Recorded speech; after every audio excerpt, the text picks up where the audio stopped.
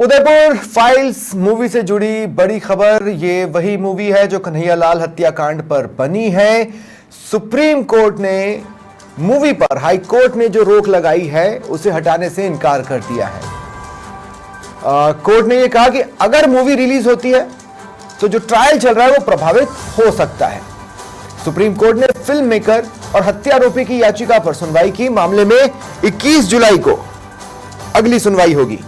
हालांकि कोर्ट ने केंद्र की ओर से गठित कमेटी को कहा कि मामले में जल्द फैसला लें। तो उदयपुर फाइल्स इस मूवी के सामने से मुसीबतें खत्म नहीं हो रही। हालांकि एक अच्छी खबर एक दिन सुप्रीम कोर्ट से निकलती है, उसके बाद दिल्ली हाई कोर्ट में मामला जाता है। इसके खिलाफ फिल्म मेकर्स सुप्रीम कोर्ट पहुंचते हैं, लेकिन सुप्रीम कोर्ट से कोई राहत फिलहाल के लिए तो नहीं मिली है। सुप्रीम कोर्ट ने मूवी पर जो हाई कोर्ट ने रोक लगाई है उसे हटाने से साफ तौर पर इनकार कर दिया है। कोर्ट का ये मानना है, कोर्ट ने ये कहा कि अगर मूवी रिलीज हो जाती है तो इससे जो ट्रायल चल रहा है वो प्रभावित हो सकता है।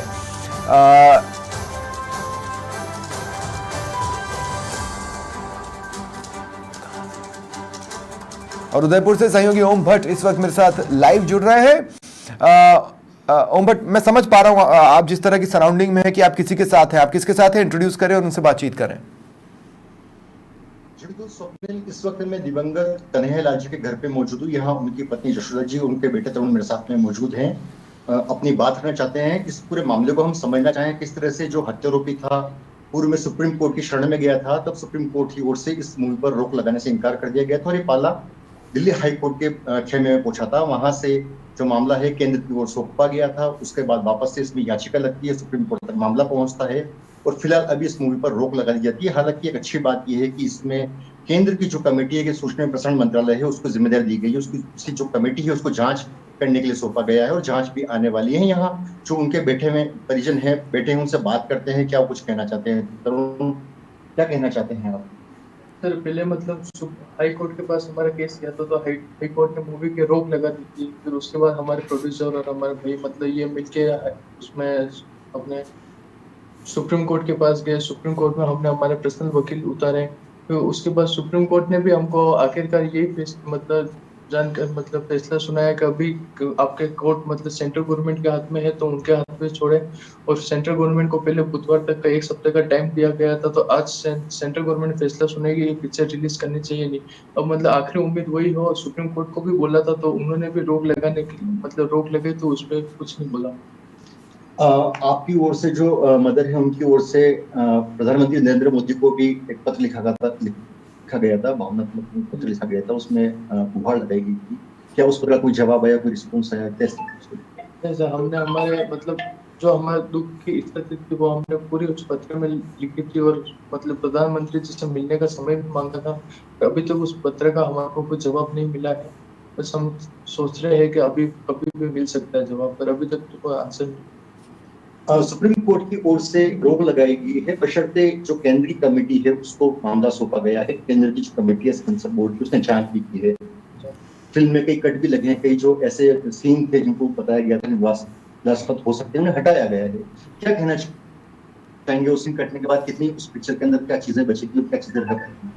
मतलब पहले जब मूवी लॉन्च हो रही थी उस समय मतलब कम से कम सुप्रीम कोर्ट मतलब अपने ना मतलब कुल मिला के पिक्चर में 150 कट लगे सेंसर बोर्ड से। और मतलब 150 कट लगे मतलब मान लो कि उस पिक्चर में पहले 150 कट से पहले मतलब पिक्चर मतलब बिल्कुल सच्ची घटना पर आधारित थी। और उस पिक्चर में कम से कम 150 कट लगे। उसके बाद मतलब बहुत सारी चीजें अपन को उड़ानी पड़ी। कहते हैं कि उससे माहौल खराब होता है।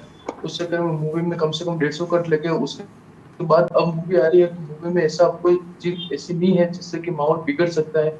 उसके बाद मतलब अपन को सेंसर बोर्ड ने सर्टिफिकेट दिया है तो मूवी लॉन्च करने में कोई ज्यादा दिक्कत नहीं है, तो मूवी लॉन्च होनी चाहिए। हमारे साथ में मौजूद है कन्हैयालाल जी की पत्नी यशोदा, उनसे ही बात करते, अपनी बात करना चाहते हैं कि उन्होंने आश जगी है मूवी रिलीज होने की। उनका कहना है कि जो केंद्र की समिति है कट लगने के बाद जो जांच हुई निश्चित रूप से पिक्चर आएगी और दुनिया के सामने हकीकत आएगी। कहना चाहते हैं, अपनी बात करना चाहते हैं, क्या कहना चाहते हैं यशोदा जी? मैं तो ये कहना चाह रही हूँ, देखो आज 3 साल से मैं इसके लिए बैठी हूँ। तो फांसी दे देते हैं, न्याय मिल जाता तो हम पिक्चर बनाने की हमको जरूरत ही नहीं। हम 3 साल से वेट कर रहे हैं, अब न्याय मिलेगा, अब न्याय मिलेगा। न्याय नहीं मिला जब भी तो हम पिक्चर बनाने के लिए बोला। तो आप पिक्चर के जरिए से सब देख के सब मतलब जागृति हो जाएंगे ये चाहते हैं। इस तरह से रोक लगाने की जो मांग की गई है, अलग अलग संगठन हैं, लोग हैं, जो हत्यारोपी उसने खुद याचिका दायर की गई है, क्या कहना चाहेंगे?